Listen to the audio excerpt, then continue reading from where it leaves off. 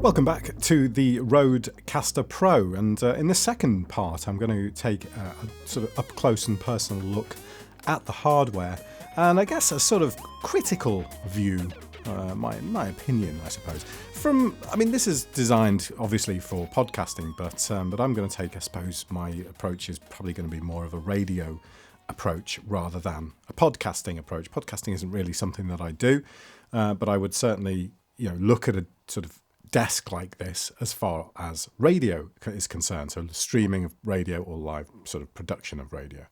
Okay, so let's start down at the very bottom here. As mentioned in the previous video in the unboxing, this is this top plate is all metal construction, which is absolutely great. I mean, it feels solid. It feels solid to use. It's got the whole unit has a really good feel to it.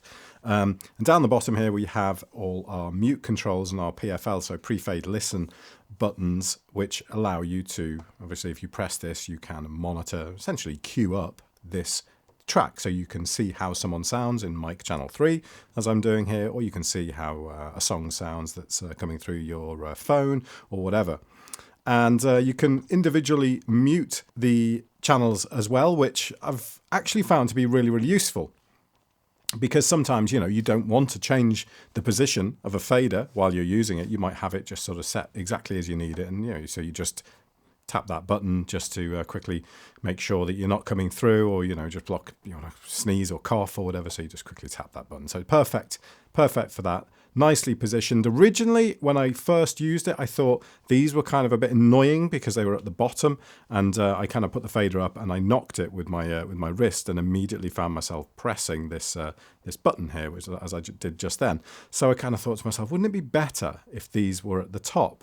But now with me realizing that the mute button is so useful and so handy, I find that this, is a perfectly good place to have it.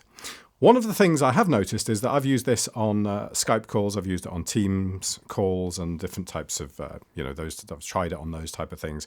When you mute, because Teams and because the software you're using has absolutely no input coming into it, it kind of whinges back at you saying, we can't hear you. Your mic, are you sure your mic's working? You're like, yeah, my mic's working. I've just got absolutely zero audio coming in because I've muted my channel on a desk, not in the software itself. So that's something to watch out for if you are using this with any kind of calling software. Okay, so the faders themselves, again, I mentioned in the unboxing that you've got this kind of black plastic sat behind underneath here, sort of covering up the gaps. And I find that looks a little bit sort of cheap. And the travel on the faders themselves is very nice and light and good in that sense. The travel does have a certain amount of noise to it though. So if you are someone who likes to kind of, you finish what you're saying and you want to whack your fader down like that, you may get a little bit of noise from that. So I would suggest you kind of just bring it down nice and slowly like that. You'll probably find on a broadcast desk that the faders are much, much quieter than these. I mean, don't get me wrong, they're not too noisy. I'm just going to be critical in this because I can, really, I suppose. So yeah, these are all metal, I think. I haven't pulled one off. I don't really want to pull them off. But if you can just sort of feel from just sort of touching them, how cool they feel to the touch. And I think these are metal, which is nice. So yeah, the faders are great, actually. They work really well. They're really responsive, nice to bring up. And although this position here, this fifth position down, it's slightly kind of bolded. The line is slightly more bold than the other lines here, is what's classed as unity gain. Up at the top here is, from what I've measured anyway, not really relevant on a mic, but certainly on your other inputs, is 0 dBFS. So if you want the top line level, so exactly kind of line level, you would have it at the top here. So there is no problem in going over here as long as you haven't set your gain to plus in the gain setting, because you can go into the channels and individually set the gain on each of these channels.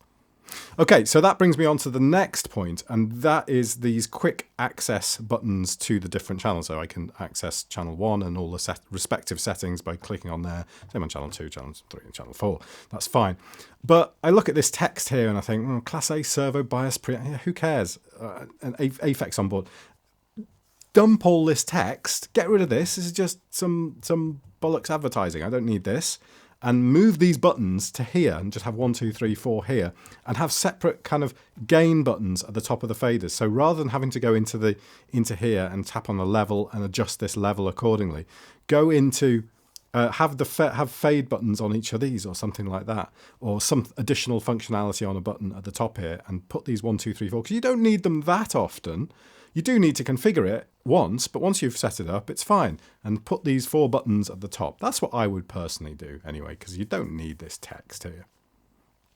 Okay, carrying on round, the display is great, actually. I'm not a big fan of touch screens on this type of product, purely because this is a desk that you want to be hands-on with, and the huge benefit of something like this is the fact that you can touch it. You know, you get your hands on it and you move something to make something happen. It's not, you know, tapping values in and stuff like that. But of course, Rode have gone down that route with the touch screen, and fortunately they've done a great job of it. This screen is really easy to see, it's really clear, it's high resolution, but the touch screen itself, it works brilliantly. It's responsive but not too responsive.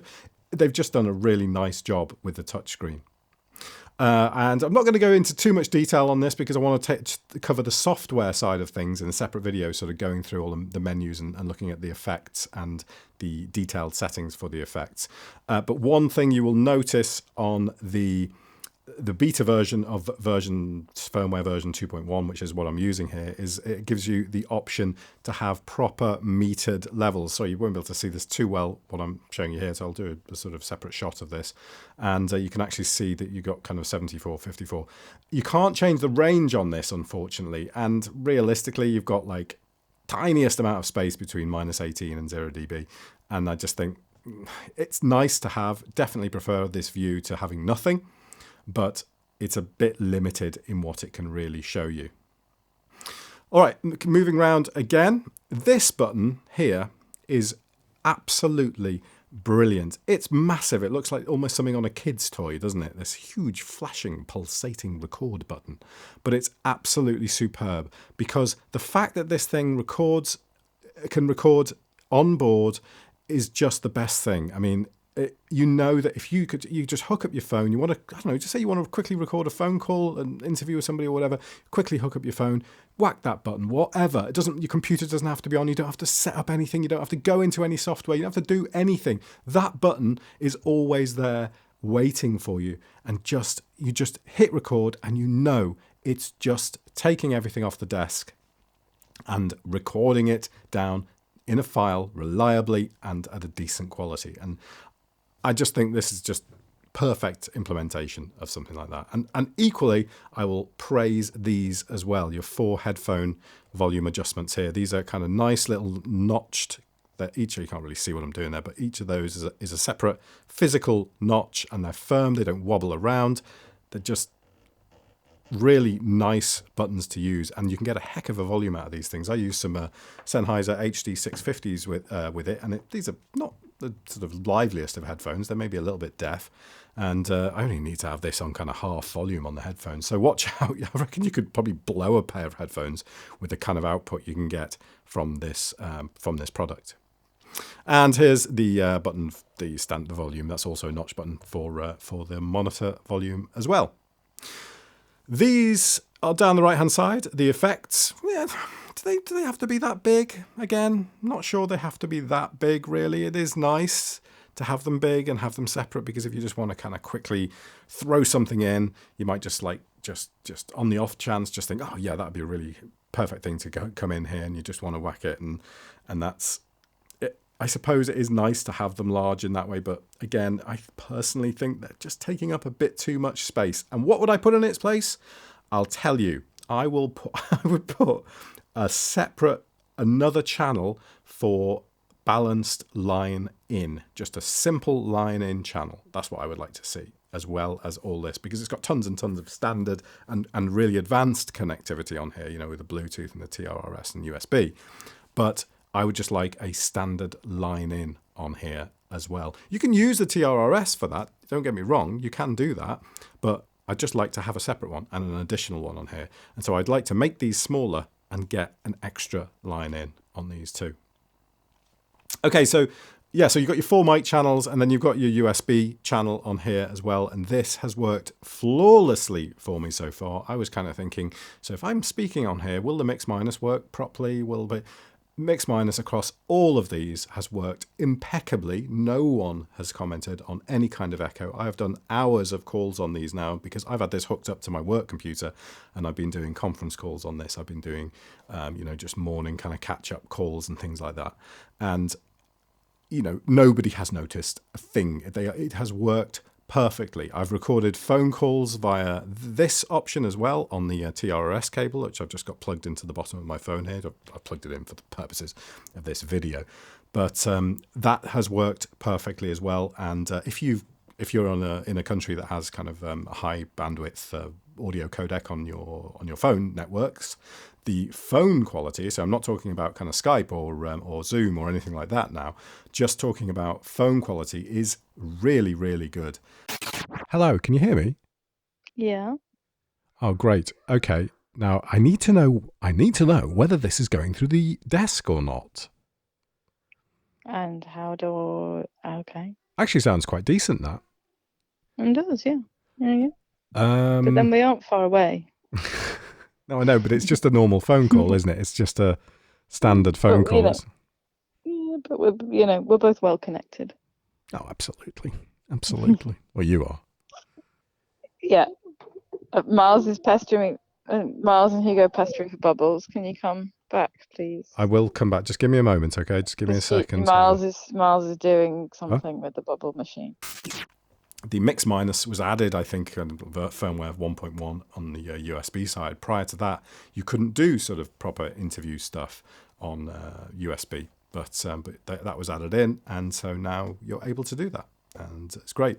Bluetooth, well, Bluetooth works fantastically well for music. So if you want to stream music from a device, once you've connected Bluetooth and you just kind of think to yourself, wow, so I now have the option of playing anything on my phone. And let's be honest with it. Anyone using this device has probably got most of their stuff on their phone, whether it be other podcasts, whether it be recordings that they've just done when they might have been sat on the train, but not in May 2020.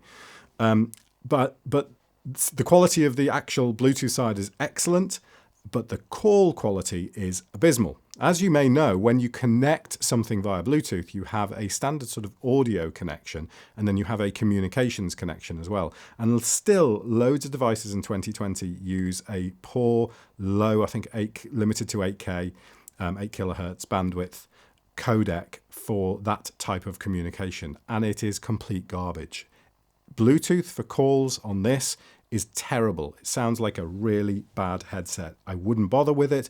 I wish they would improve it. I wish they would fix it. I'd wish they update it in a new version. Whatever. It's useless. And, yeah, sure, if you're absolutely desperate and you couldn't connect any other way, you can understand it, but it's not worth doing. Buy a TRRS cable. I've got that. I put that in the description, links in the description to the one I got. Works fine, TRRS, and you can do all your calls that way, or just do them on another machine, another laptop or whatever, using the USB. Okay, and there is a headphone socket down the front here, just a standard 3.5mm one if you need an extra one. I'll just go around the back as well, just talking to you about what I like and what I don't like. Again, as I say, sorry, yeah, I am being critical here, but that's because that sort of stuff's useful, isn't it? I mean, you don't want to hear me just trying to sell this thing to you, because if you've come to look at this video, you're probably thinking about getting it anyway. You want to get it. You want to know about the bad stuff as well. So yeah, at the back, we've got the 4 XLR balanced line mic inputs, and quality on those feels great. They've all got the separate kind of locking mechanisms for the XLR. And then we move along and we have our TRRS cable, which is a little bit looks a bit lost on the back there, but it works perfectly. And then we have 4 headphone outs, which are connected to these here. So 4 separate people can listen at the same time. Well, it's kind of useful, really, considering we've got 4 microphones. And then we have the balanced TRS monitor outputs here.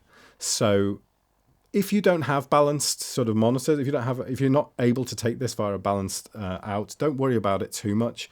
It will still carry the signal, but you won't get the best kind of results. So these are balanced connections. So if you're familiar with a sort of stereo jack, then that's what a balanced one looks like, because it carries your kind of in phase and out of phase signal. And then we move along a little bit further, and what is that one? I've got the USB in there. What's that? Oh yeah, I can't see it from here. So then we've got the micro SD on the back, and then we have the USB-C. And thankfully, even though this was made in 2018, Rode had the foresight to put USB-C on this, because particularly the way I'm using this at the moment, I'm taking the USB in and out every day, and not having to fiddle around with a stupid micro USB port is great. You can just plug it in and it works, and it feels pretty robust. And then you've got a locking power connector, the 12-volt power connector on the back, which again is nice to have, because if you're doing recording something important, you don't want to sort of just be pulling these kind of power connectors out. And also those power connectors can break quite easily if things like this are moved about. I know that from experience with laptops. The pins on them can break, so that helps, keeps it in the socket and stops that from happening. And then finally, just a soft on-off button, which I mentioned in the unboxing video, is not actually an on-off button like a physical push on and off. There is a shutdown process for this. You have to say, yes, I want to turn it off, because of course this is all sort of software driven, isn't it? It has firmware. I don't know if you heard that there. When you turn it on, you get an awful pop through the monitors. And that is something that, to me, sort of screams, I suppose, screams amateur kind of stuff, really, which is a bit of a shame, because when you turn on any kind of audio equipment, there should not be a massive crack through the monitor speakers or through any kind of headphones or anything. There should be some kind of suppression of that until everything's sort of, all the kind of peaks and whatever have settled, and then it kind of clicks in. Not the case here, so watch out, because if you've got this set really loud, your monitor's out, your speakers are just going to go poof when you turn it on or even turn it off, or you get a massive crack in your ears as well. So yeah, it's not cheap, this thing, at a price of, I think it goes for about £600. You might be able to get it for a little bit less, but as far as ease of use is concerned, this is just a wonderful device. I mean, just to use as an audio interface, it's great. But as I can imagine, if you are someone who needs to podcast, these things are just an absolute godsend. Even for someone like me who doesn't, I can just find uses for this with the type of thing that I'm into. So there we go. That's a look around the actual kind of physical hardware itself, and it's kind of my opinions on how things stand after a couple of days of using this, or probably about a week of using this. The next video I'm going to do is computer connectivity, just showing you exactly what happens when you first connect this to the computer, because there aren't many videos out there about that. And then following that, I'm also going to do some videos on the software side of things. So in firmware version 2.1, they opened up the effects, and I want to go through using those and just what the compressor means, what the compressor's all about, and what the noise gate's all about primarily. So stay tuned for that, and I will speak to you soon.